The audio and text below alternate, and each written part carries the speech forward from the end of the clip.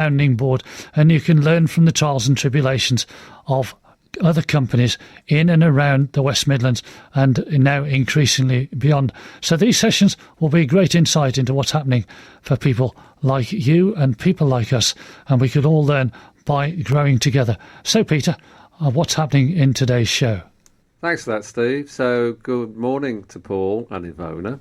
So thanks for coming along. It's really good to see you both. Why don't we start by you saying who you work for and what you do? So we'll start with Paul as you're farthest away and you're looking directly at me. So Paul, tell everybody a little bit about you. Well, my name's Paul Hodgetts and I am the sales manager at Income Training and Business Services. So I look after 3 sites. We've got Aldridge, which is our headquarters and our oldest site, 40 years next year. And then our new site in Telford, which we've just relocated from Bridgnorth, and our furthest site in Shrewsbury. So I look after those 3 sites in the sales department. Thanks for that. Iwona. My name is Iwona Sobolewska, and I work alongside Paul as a business development advisor for Income Training, I look after the Birmingham area in terms of helping out companies with their apprenticeships and training, and then I also manage the training and manufacturing group TMG. So looking after the members, organising variety of different events, and making sure that we deliver the quality and various different benefits to our members. So we'll talk about Income and we'll talk about TMG as well separately. So, obviously people are listening to this. It's the Family Business Radio show, that goes out in conjunction with Steve, bless you, on Black Country Radio. Family Business Practice members will want to know far more about what's going on with Income and TMG, as you know, because we're working together with various things in 2022. But let's understand more, first a bit about Income more than in that case. So, Paul, tell me more about Income. Income's a family-owned private training provider. As I said, we're 40 years old next year. Started 1982, I think. Yeah, 1982, which makes it 40. Primarily working in the engineering manufacturing sector, delivering apprenticeships and consultancy and training, upskilling young people, workforces, apprenticeships across the Black Country and Shropshire and the Marches region. We're an Ofsted outstanding training provider. We've got approximately 50 staff working for Income in different areas. And yeah, as I said, we've just relocated from our centre in Bridgnorth to Telford. Fantastic new centre, working with lots of businesses within Telford, hence why we've relocated. A lot easier for people to get to, a lot easier for young people to get to, and already we're seeing an influx in people working with us just because of that change and the interest in that change. Because you moved it from Bridgnorth to Telford? Yeah, the centre's exactly the same in terms of the quality of the centre, but in terms of the bus routes, the train routes, just the hub of activity and the schools there, the businesses there, we're already seeing a bigger uptake in apprenticeships in that region. Well, it's a bigger reach, I guess, isn't it? Bigger reach, more connected to industry, over the road, or within 2 minutes walk, there's 15 companies that we work with in that centre. Oh, it's a huge difference, really. Yeah. So okay.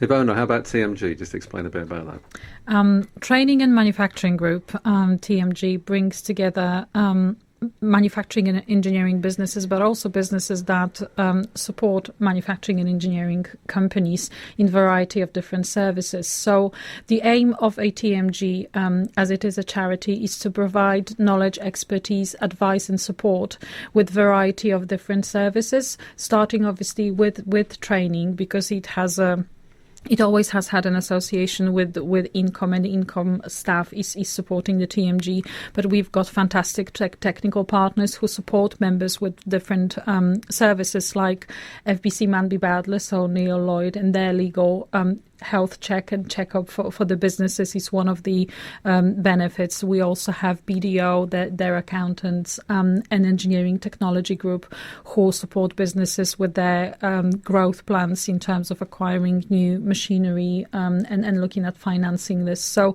whenever there is a requirement for any member company, we have different individual businesses to actually support them. When it comes to referrals, we could refer businesses to one another. We organize a number of different events to bring value to our members. So those events will vary, but it's a lot about providing support on various different topics, whether it's import and export, business growth, health and safety, or expertise. Or anything that's actually topical in the industry for manufacturing companies at the moment. And it can only come from the industry, like collaboration with family business practice, obviously, and yourself, Peter. Yeah, absolutely. Let's. I think we need to know a little more about these two, though. Wouldn't you agree? Yeah, that's kind of the stuff. We've only scratched the surface. Yes. Okay. So if we dig a little deeper. So, Paul, what were you doing before you were doing this then? Before working for Incom? Yeah. So, I wasn't from an engineering or manufacturing background. So, as a youngster, I played tennis full time until about the age of 22. And then after that, sort of a tennis training provider. So, we delivered apprenticeships in tennis coaching and delivers tennis coaching across the Black Country region in parks and in private clubs. And that was until quite recently, until 3 years ago, where I met Gareth and we stopped the training for tennis and came to work for Incom. So huge interest in sport in general and tennis in particular, obviously. But yeah, thoroughly enjoy working for Incom, and bizarrely, a lot of the same skills go into working for Incom as it did for tennis, which is in terms of running a training provider for tennis, which is working with people, trying to understand the needs of people, communication, trying to work together towards common goals, planning, strategy. So although it's in a different field, it often a huge crossover. The average age of the people you're dealing with inside Incom is what? Average age, I would say 22, 23. So the training skills you're talking about, the stuff that you learned and developed through tennis, etc., it must have stood you in very good stead, and it must and the training process of coaching of individuals and of groups of people with inside businesses, that must have been quite similar in some ways, wasn't it? Yeah, I would say so. Obviously for us, we've got a typical apprentice, which kind of is new blood into a company between 16 and typically 25. And then in terms of upskilling of current people, that tends to be from 21 to 65, really. So, but predominantly we do have a lot of young people within the business. Yeah. But yeah, kind of figuring out a training plan, figuring out what someone wants to achieve, trying to find a way to get the answers, to work together. Yeah, very, very similar, lots of crossover. Although a lot of learning required in engineering manufacturing, a very steep learning curve. Yes. Yeah, considering I had no knowledge. I think that's an understatement, isn't it? But that's the stuff you think. Yeah, did it feel like you were grounded the first time you did it? Yeah, yeah, blank expressions on my face. Yeah. But and where's the fresh air? That's the stuff you can learn in many ways. Yeah. So I can read, I can walk around centres, got very good people within Incom who, being a family-run business, a lot of people, everyone in the business has got time for you. So that stuff was ironically not too difficult to pick up, and every day is a school day still. But the stuff about working with people, communicating with people, are the same skills that you generate. That's the easy bit. That's the easy bit, yeah. So, well, it's just to some people when you've already done it. Yeah. So yeah, enjoyable. Maybe I was kind of 36 and did that, kind of having a new challenge and learning about a new sector and meeting loads of people that I've never met before. Yeah. Was the original plan to be a professional tennis player then? Yeah. Yeah. And how far did you get? Not very far.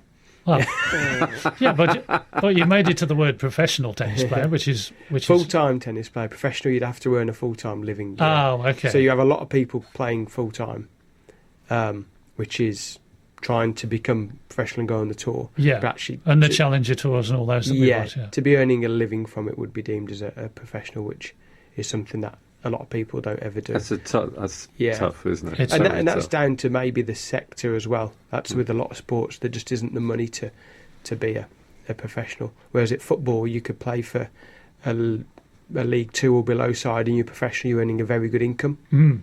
But in other sports, it wouldn't be like that, because there just isn't the money thrown into those sports. Well, either it's that, or it's thrown into it and it doesn't reach the lower levels. It's a bit like my football was going through difficulties. That's the mighty Halzo in town, as everybody knows by now. Yes. Who? Exactly. Yes. Do you know, it's only taken him 10 minutes to get in about the else. 10 minutes, that's all.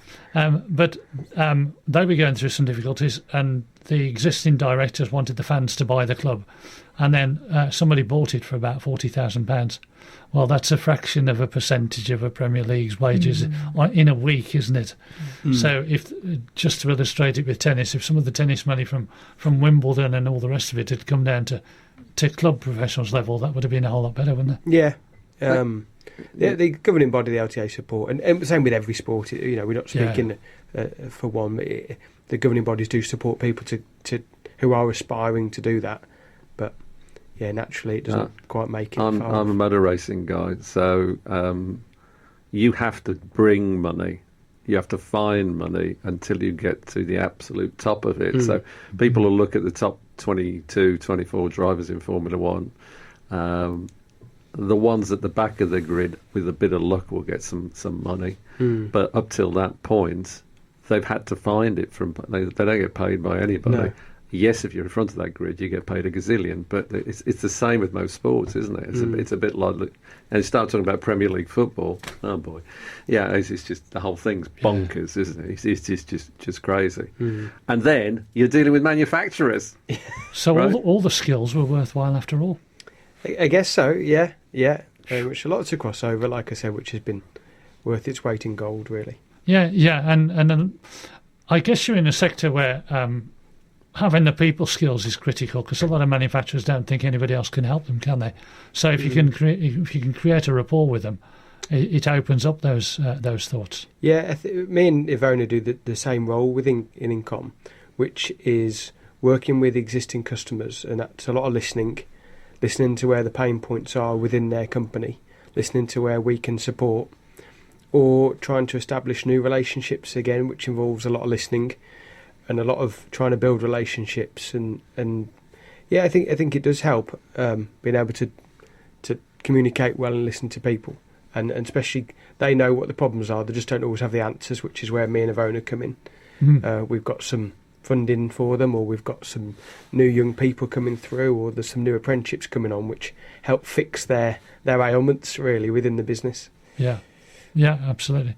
And we talked about a link between sport. Mark Weymouth was on my show on Friday, and he supplies sensors to Formula One racing teams, and you don't realise, and but there is that strong link between sport and engineering, and if you can combine both, isn't it? It's a huge. If you look at manufacturing of Formula One alone, it's huge. It's staggering how many companies in the West Mid, let alone the Black Country, but in the West Mid, there's hundreds of companies provide all sorts of stuff for Formula One, which you'd never think. Just down to little thing. I can think of one company I know that I talked to about 3 years ago.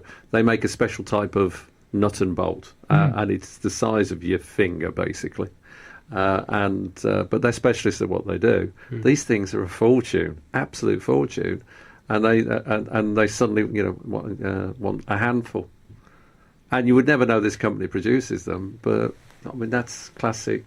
That's classic manufacturing, though, isn't it? It's amazing what people will do. There's two sides to it, isn't there? Really. Yeah, and the F1 experience, like you just mentioned, he said that every order he gets, he has about 30 pages of non-disclosure agreement, secrecy clauses. So he was even loath to say, where the racing teams were based. So I made it up that they might be the English-based ones, and but beyond that, and so, but it's great that that bit at least does come down further down the supply chain. Yeah, we just can't blag about it as much as we'd like to. No, and let's be honest about it. manufacturing businesses, particularly in the Black Country, tend not to shout as well as they could do about what they do. There's so many fantastic businesses in the Black Country, and they don't shout about it. That's right. They just do it, and in fact, they will tend to stay quiet about it. And I remember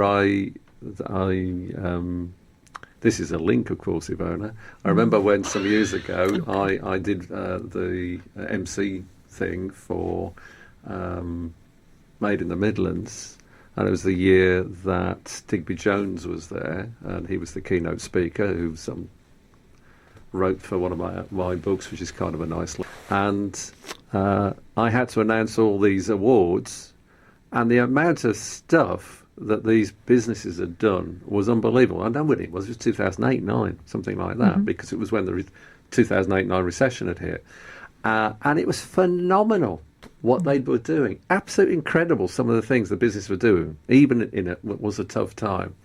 And I talked to one of the PR ladies there and said, "You've got so many stories here." And she said, "No, I haven't." I said, "What do you mean, no, you haven't?" I mean, look, I've just announced that, they've done this, they've done that. This is phenomenal. And she said, "Yes, but they won't let me do it because we're not going to talk about it because, shh, let's just keep it quiet, eh?" So, sometimes we're our own worst enemies, aren't we, really? Yeah, it's tricky, isn't it, with things like that, that competitive advantage a bit. But at least, you gave the link before, and I don't know about me getting a plug for the Yeltsin. It's taken you 20 minutes to mention that you did a book. Oh, it's only 20 minutes about Death Came Third. Yes, that's right. One of my 5 books. Normally the opening line about it. Yes. Lord Digby Jones saying a must read for anyone in business. Yes, that book. Yes, that probably counts as a name. Lord Digby Jones written in one of your books. Yes, and he did actually remember making that testimonial. He's good, he is. Yeah, he did. And we didn't pay for it either. No, I know, staggering. Who'd have thought? But there's a link. Iwona, wasn't that Made in the Midlands? Didn't you used to work for them? You did, didn't you? I did. Did you love that link? How good was that? First of all, are you allowed to mention that? I don't know. I guess it's public knowledge, isn't it? The business. You go on LinkedIn, you see this. It's too late now. Anyway. It's too late now anyway. Yes.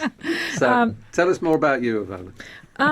Of course. So I started my career in manufacturing by working for Made in the Midlands just after I finished my university, and I grew to really love engineering and manufacturing environment, and it's probably because I'm from a little village in Poland where there's this practical hands-on engineering environment with all of my brothers, granddad, dad have just being builders or engineers and being just hands-on, just being able to fix everything and very down to earth. So whilst working there, I got to know the engineering environment. And what you say, Peter, couldn't be more true, because you go to almost every company and it's like, well, you're a hidden gem, aren't you? It's every time you go to a business, there is something great that they do, which, like you say, can't talk about for a variety of reasons.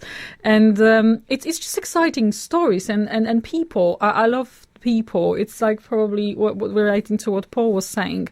I like to get to know new people, being always very curious and inquisitive in what they do, how they do, and being able to actually find solutions for them with what I'm doing at the moment. And there is a link, because whilst throughout my career, I've always been learning. I've always liked training, and I've always liked upskilling myself, learning new things, whether it was by myself or just going on variety of different courses. And what I was always interested in is the psychology, the behaviors of people, what's behind it, just being able to understand. So that brought me a variety of different trainings as well as coaching training. So I think with Income, I really like working for Income for all those reasons, because I find training being such an invaluable part, especially in engineering environment where technology is changing so rapidly, but the basics are still there, and you've got to know those basics. So for young people to understand it and then being able to progress, and it's a challenge because you change. You have to change as you learn, as you grow, and change is constant anyway. So how about supporting young people with that, and then at the same time supporting businesses with their growth strategy, and then you've got intrinsic part of people just being part of that growth. So all in all, is quite a nice working environment, and at the same time, it's always a challenge, as it is with people anyway. So yes, I do enjoy it. So when you were at how long were you in Poland? When did you leave Poland? What sort of age? Are you asking her how old she is? Are you No, going to be a hell of a lot of trouble? No, I'm trying to work out whether the engineering bit in Poland was that really. So. I was 20 when I left Poland. And so when you were there, you said about your brothers and your parents and things. Were you one of those that always got their hands on stuff and made things as well, or did you just watch them and pick up that side of it from them? Well, it was a bit of both actually, because in a village, there you go, a bit of a background to me. In a village, you've got lots of machines, machines, and men, not really women, going around and fixing stuff, and then children, because I was still a child and then a teenager, going and helping out and looking at what was done and how it was done. As a kid, you just go and hammer something in something you just shouldn't, you shouldn't, and then you get the telling off, but that gives you experience anyway. It's all in all, it's actually very engaging, very hands-on, and you always have something to do. And when now this is going to relate to age, because when I was growing up, I didn't have a phone, and you didn't need it because you always had something to do. Yeah. It was brilliant. We were always out and doing something, more so in summer where there is a lot of work with machines than in winter. But watching my parents, watching my brothers actually being very hands-on and practical, it's actually great. Well, yeah, that's what I was bringing out, because it tends to come from somewhere, doesn't it? Yeah, it does. And you could have just sat in the background and thought, no, I don't want to get mucky and things like that. But now, I guess, like me, you get the thrill of going to manufacturing places and even enjoying the smells. We've talked about smells on radio before, and even if it's the Swarfiga in the washroom or something, it's got distinctive smells, and if you didn't like those, you'd be in the wrong job, really, wouldn't you? Because that's part of the fun, isn't it? You think, oh, these will be good. It smells right all of a sudden. The slurry, the Swarfiga, and all those other brand names. Once you smelt Swarfiga once, you never lose the knowledge of that, do you? Really, it's bonkers, isn't it? Really, or suds, and But also, the people that you go and see can tell that you've been inside it by the fact that you're quite relaxed in that environment, I suppose. Yeah, that is actually true. I never thought of that, to be honest, Steve. It's more of the psychology, and the fact that I bet sometimes you go and, without thinking, pick something up, because that's what you did when you were a kid. Yeah, but it's the fact that you haven't been told on a training course to go and pick it up. Mm-hmm. It's just what you're naturally drawn to from that childhood bit, I suppose. Well, definitely going around manufacturing facilities is quite natural, and just from the get-go, it wasn't something that was intimidating to me at all, really. Just from what I experienced in a childhood, just being around the machinery. And for me, the practical development of the basic stuff is so important, because you then put it in amazing planes or Formula One cars or a car. It's actually, but how do you make something that actually then makes such an amazing product? That's very interesting for me as well. Yeah. It's a funny thing, that, isn't it? Really, I was talking with somebody a little while ago. It seems like 5 minutes ago, but of course, because I'm old. All these things now seem like yesterday, and of course, somebody says to me it was 10 years ago. But I can remember talking to I remember. Of course, it was land speed record, Richard Campbell. No. It's ridiculous. I was thinking of Donald Campbell. Donald Campbell, 404 miles an hour, had the record, and then, of course, Bloodhound and Thrust SST, or Thrust SST first, and, of course, Bloodhound's kicking around still, isn't it? Richard Noble got there in the end. That's it. I was at an event that I was speaking at. Richard Noble was also speaking, and he was talking about getting money together for Bloodhound, so it's years back, and he was saying that the way that they got into persuading the RAF to quietly provide a pair of engines was because of the fact they were struggling to get what I would call spanner people. All right. In other words, people that knew how to really work with technology. And the reason the senior RAF people were saying they were struggling is because you don't see planes flying over like you used to, at air shows and stuff like that, or you had events that really got people excited about working with the hands, working with technology, working with manufacturing in the way certainly we grew up, because it's the same thing as with you, Iwona, by the sound of things. Certainly my family was all about spannering things, putting things together. Yeah. You didn't have mobile phones, and I'm not criticising anybody with a phone. But that same desire to trying to fix something, make something, do something, they found they couldn't easily find those people. Then the reason why they provided the engines for Bloodhound was because they wanted to excite people, which is how they got into that whole project of taking it to the schools. That was the reason why, to try and encourage the kids, and which they were doing a fantastic job with. And then of course they ran out of money, didn't they? Which was unfortunate. I don't know whether Bloodhound will ever actually run again. But it is those childhood experiences, which is why I picked up on it, because they stay with you. When you get to our age, Peter and my age. Yeah, one of my engineering ones.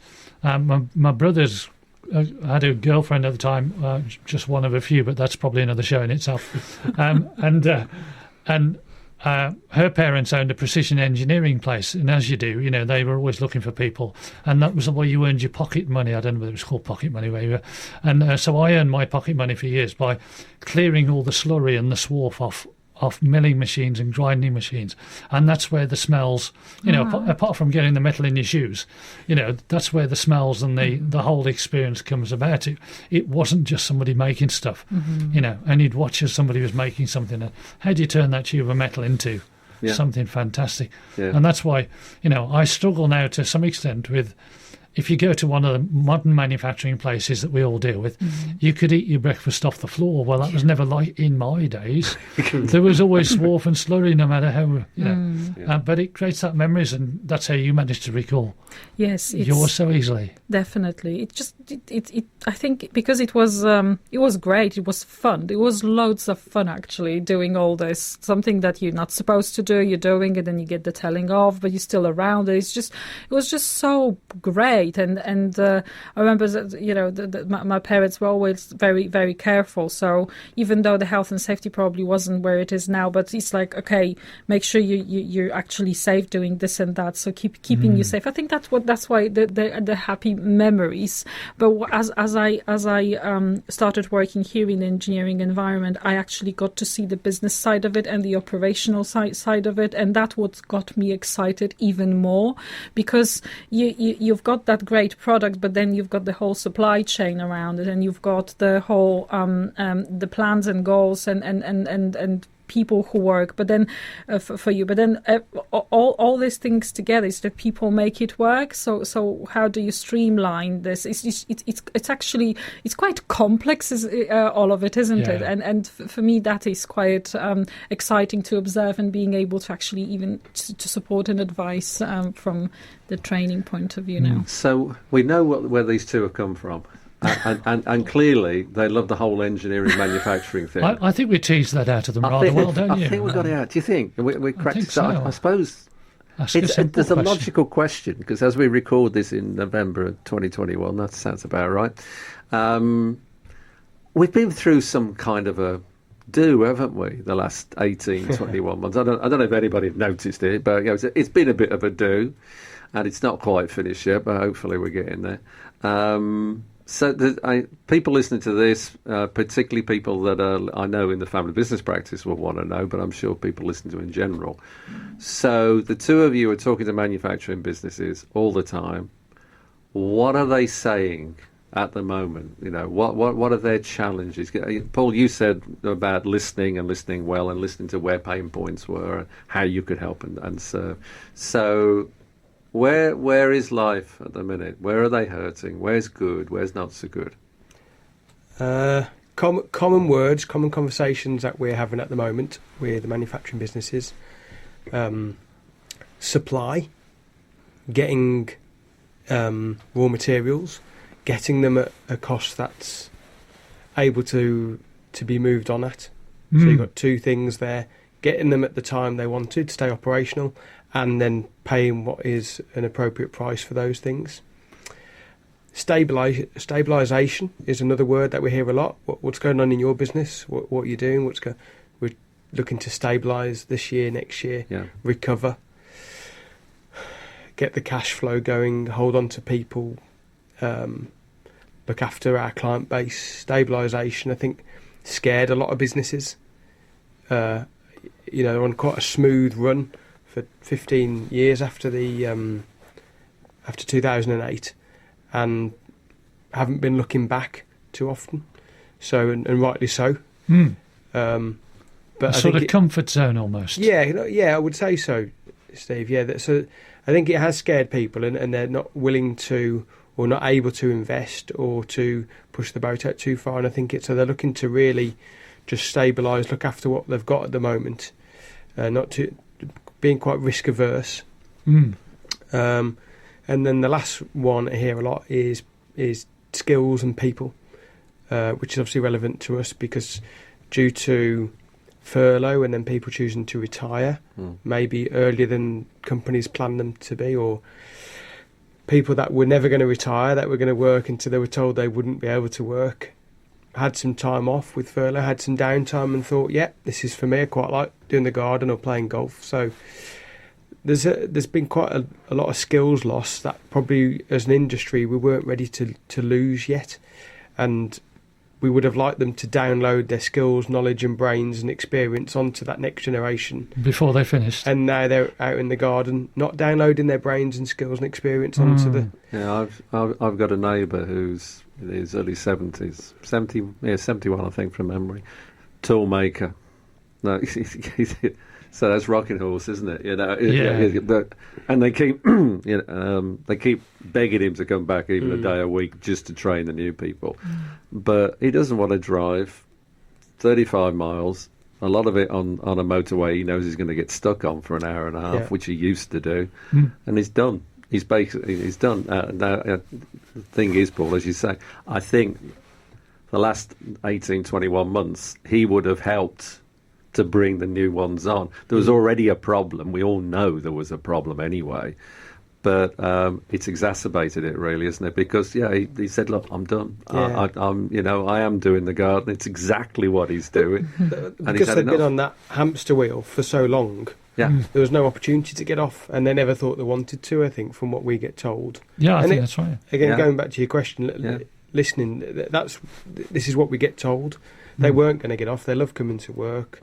They were great at the job, and then just given they were forced into having time off, forced them into kind of this isn't too bad, and they've taken their skills with them. They're the probably three most common conversations that I'm certainly having, and we're certainly having out there at the moment. And hopefully raw materials will settle down.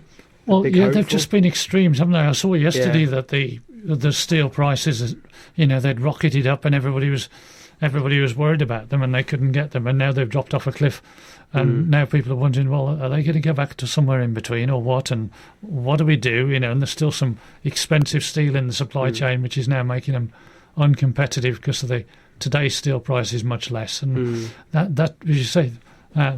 Stability and comfort were fairly boring words now, but before, people would appreciate them a bit for a while. Wouldn't they? I was talking with somebody last week, and they are trying to cash flow budget.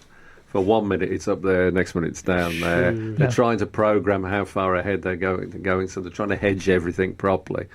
It's hard. It's a tough place to be. It really is, and that's a stockholder 10 million type turnover business. I think listening to companies as well, confidence has had such a knock, and it's going to take a while for confidence to be restored within the businesses.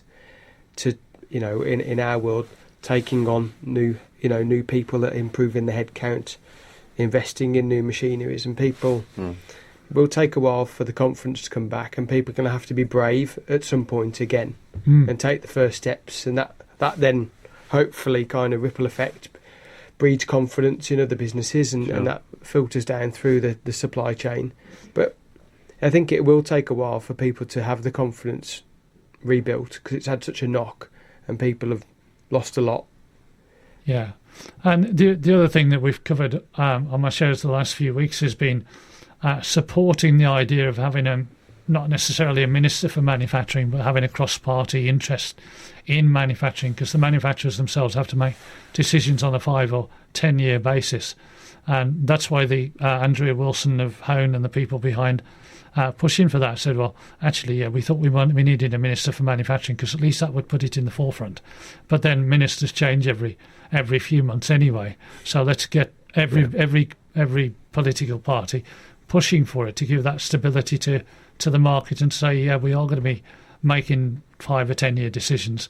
And then, as you say, that would bring the confidence back to know that they were going to get that support. How have you found it, Iwona? Well, I'm going to echo a lot of what Paul has just mentioned, because we're having meeting the businesses, having conversations. Obviously, skills is always on the agenda, and recruitment, because the perception for people to come back to full-time employment or overtime employment or shift patterns is definitely something that businesses struggle with at the moment. People stopped being used to it. It's no longer a habit after 1 year of being on furlough, but the business needs are what they are, and they haven't changed. So that's definitely has been a challenge.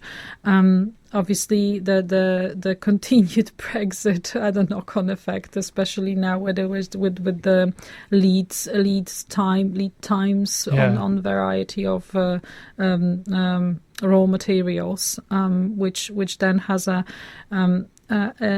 impact on the work. Another opportunity, as well as something that's challenging, is that a lot of the businesses have changed their operations and downsized or completely up their production.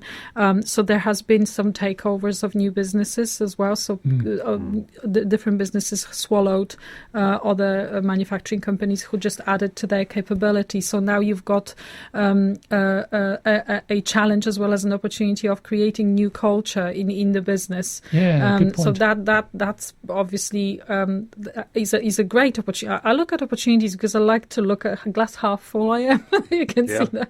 So you look at this culture and how do you want to reshape that now? If you brought a new business on board, you can actually install that great new working culture. And I think the last year and pandemic has made people realize a lot of different things and rethink their lives, and people want different things from the employment now as well. So it is a good time to do that. So I think there is a lot of change. So I think change has been a constant challenge as well for businesses. And as much as leaders want to drive the business, there is people who they need to actually bring together and just drive that challenge with them. And that's great, but some people need more nurturing as well. So this sort of environment is great when you go to businesses who actually really look after their people, and then some who actually work on that. So I find it quite inspiring a lot of the times. First of all, don't apologise for being optimistic, because there's more than enough people who aren't, and that it is seeing that opportunity rather than that. Yeah. And you're right, the B word did come into it, and we're 10 months into the people on the ground putting into operation what was agreed by politicians in the first place, and so it is going to, what we do know is it is going to get sorted out. They are now sorting out logistical issues and supply chain issues, and it's settling down. It was never going to be a quick fix, was it? Because all of a sudden it crept up on people, and actually a lot of people did a lot of planning, but there wasn't a firm document which said this is what it's going to be like after December the 31st. So people have had to make it up as they go along, haven't they, really? But you're right, it's getting people used to change. And, if people take the positive attitude, I think when Gareth Jones was in a few weeks ago, he said there are now hundreds of opportunities that you've got There is. So isn't that reason for optimism as well? Crikey, we could be getting hundreds of people back into it. Well, the pair of us are born optimists, aren't we? So yeah, and I was about to come to that, so I'm glad you actually brought it up. And that is, I think there's huge opportunity. I think typically, Iwona, you mentioned about people buying other companies, bringing in other expertise, etc. Well, that's a classic case of expanding on what you were saying earlier, Paul, which was there are a lot of people saying steady as you go, basically, in a minute, batten down, make sure everything's all right. Well, a typical extension to that is, well, to make sure we're all right, we'll go buy somebody else. That's another way of doing it, and then spreading the opportunity, but also the cost structures you can play things with and all that goes with it. And you see that cyclically. If you've been around a few years, you see that happen over and over again, and we're in one of those cycles currently. Understandably so, but I think there's a heck of a lot of opportunity at the minute. There really is, but you have to find it. I think if you're buying another company, and we've had these conversations before. Many of the members of TMG through Incom are family-based businesses. Now, I think I might be biased about that, Steve, slightly. And the thing is the challenge of then taking that culture that family business has. It buys somebody else, has another culture. Is that a family-based culture? Is it a corporate-based culture? How does that work? Because at the end of the day, any family-based business, it will come from the family first. That culture was built from when that business started, however many years ago or generations ago it was. So to integrate those value sets, to integrate the way of working, many family businesses, the employees tend to be paid less. But they, all the figures show they tend to be more loyal as well, and that's because of values. It's about the culture of the business. So, at the minute we're in this cycle. Let's go get another business, integrating them, and that then brings the opportunity for Incom and for TMG to really start to say, well, if you're doing that, you need to train them. That's the point, isn't it? That's what it's about, really, of saying, okay, how do you get these people to the level that you want them to be at? Given the style of business you currently have, I've had lots of conversations with people where they're taking businesses on and saying, "Well, hang on a minute, that they'd work very differently." Well, the business might work differently, but if the value sets are similar, people will find it out. They'll work it out. It's a change thing. Steve, as you said, the one thing that's constant in life is change. It's the only constant change, actually. But from a values perspective. It's fundamental, and that's the thing that trains through. Obviously you've got hard skills, but the soft skills side, values drives all of it. Absolutely. So I can, what you're both saying, really resonates not only with me personally, and I'm sure with Steve, but actually the family business members. I know that's absolutely, an area they're really thinking about currently. Yeah, it's created that whole different thing with an employer and employee relationship, hasn't it? Now people are thinking, well, yeah, I do feel valued, or I don't feel valued. If they feel valued, they'll stick with you. If you're investing in them, they'll stay with you as well. And if employers have been a bit more open to their staff below them, so that they can see a direction and they can think, yeah, I'm going to stay here. We could do more here. And that's been a nice thing. It's brought back the people element, even at corporate level, than it was before. So, it's been a really good experience. Right, we'll do a wrap up in a couple of minutes' time. Listen to the wind blow, watch the sun rise.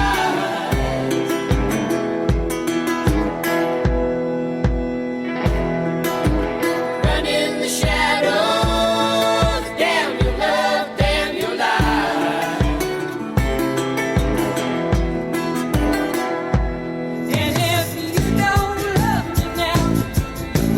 Never love me again.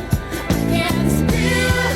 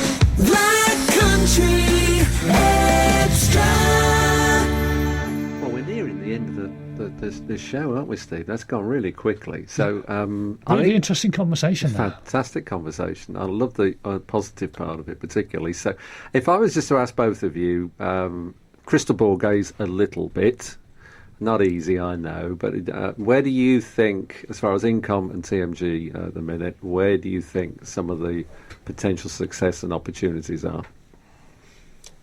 Shall I answer for income? Go on. And you do TMG? Go on. So for income, where the potential success is, I think obviously for us a new centre is very exciting. So Sure. not necessarily a new region, but a launch in January, and we hope to work with and help a lot more businesses and young people retrain, upskill. So I think that's on our horizon. That's a really big thing for us and a possible success. Crystal ball. Given what Steve alluded to earlier, the 100 opportunities within income in terms of apprenticeships, that word confidence that we spoke about earlier, I think that shows confidence is there or coming back. I think it will be more next year. I think companies will have to bring in from the bottom up or retrain existing. So I believe the engineering and manufacturing sector to, as it always does, build its confidence back up, be brave, get on with their work quietly and confidently, doing what we've always done for many years. So I think it has already and will even more so bounce back to where it was and more, given that we're not shy in coming forwards in the Black Country, taking opportunities, building new relationships. So I think the future's very bright in the area for the sector, and in particularly for income, where we are situated within that sector. Yeah, especially with the new new building and stuff, and a new area effectively, or enhanced area. And TMG, Iwona? The TMG and training and manufacturing group, it's got such a huge potential.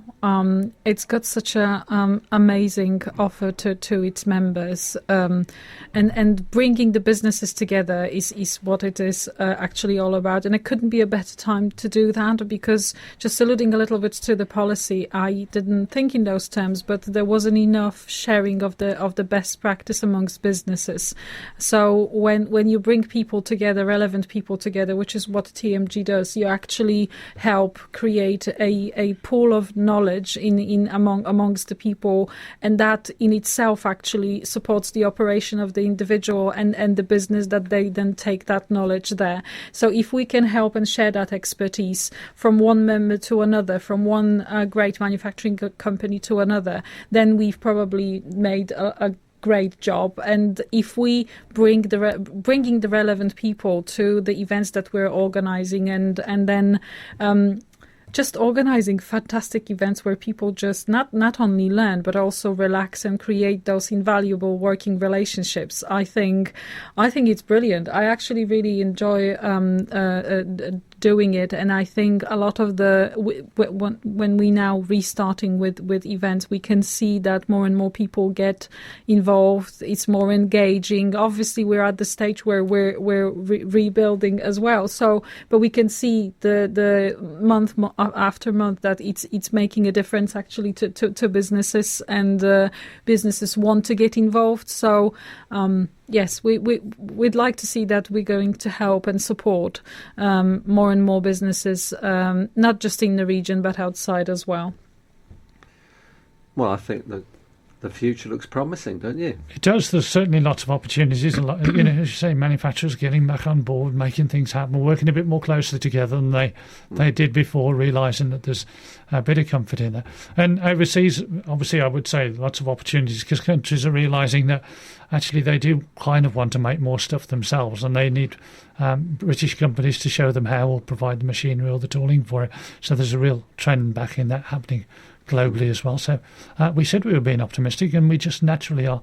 And it's buoyed by the fact of talking to people like we do on these shows, where there isn't any gloom or doom. We never dusted ourselves off in the first place. We were always still going forward wherever we were allowed. Doom and gloom is for somebody else. That's for somebody else. We don't do that on any of the family business practice shows. No, monthly on this Black Country Exit. it's not allowed. It's not allowed. We ought to thank them for their time, hadn't we? I think so. Shall we say thank you? Yeah, go on. All Hey, right. thanks, folks. Thank you. No problem. Our Thank pleasure. you for having us. Thanks to my guest. What a great session that was. I've made loads of notes and lots of things that I can use to help my business, and I hope you have too. Don't forget, BCR Extra Drive Time is on 5 days a week at 5 o'clock each time. And if you want interviews and conversation and the latest news every Friday on Black Country Radio 102.5 DAB, on your smartphone and smart speaker, and of course online. Just listen to my show on Friday afternoons, 1 till 4. Great conversation between 1 and 3, and then top tips and news in the final hour.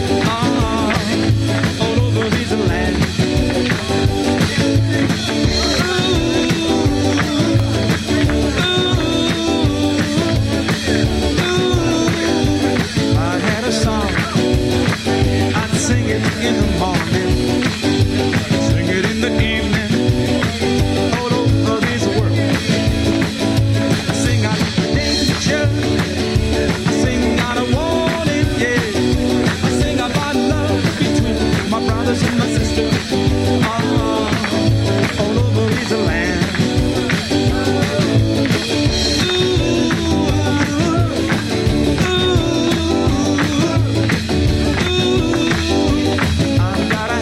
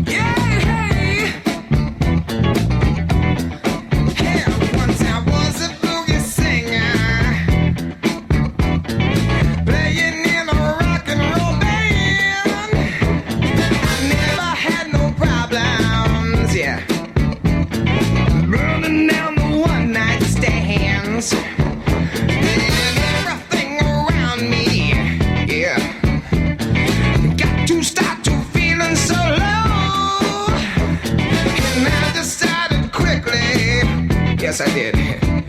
To just go down and check out the show. Yeah, they were dancing and singing and moving to the grooving. And just when it hit me, somebody turned around and shouted, "Play that funky music, white boy. Play that funky music right. Play that funky music, white boy. Lay down the boogie and play that funky music till you die.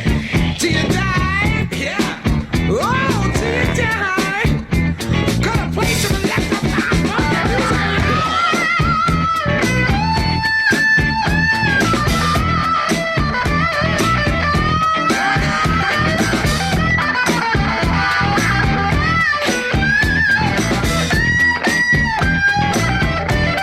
Hey, wait a minute. Now, first it wasn't easy. Changing rock and roll and minds. Yeah, things were getting shaky. I thought I'd have to leave it behind. Oh, but now it's so much better. It's so much better. I'm funkin' out in every way. But I'll never lose that feeling. No, I won't. Of how I learned my lesson that day.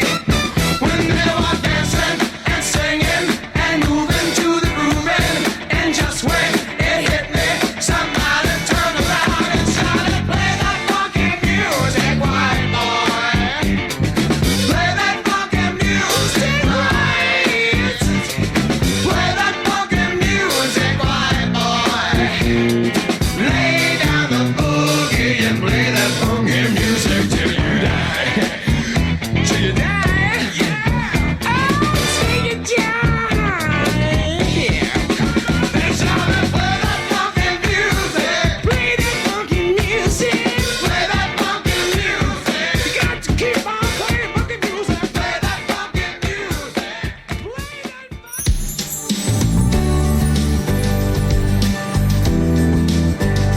Black Country Extra. And welcome back to your fortnightly fix of visibility with me, Jordan Mitchell. Here we go. Welcome back, guys. I am pleased to announce I have been joined by Matthew Timmins from Physios to You. We've got a bit of a special kind of show for you guys today, a bit different. Matthew is the lucky person to be my first guest, so expect a few mistakes, expect a few errors from both of us, but more importantly, enjoy the show and hopefully you get something out of today. So I'll let Matt introduce himself shortly, but the main aim about today is just trying to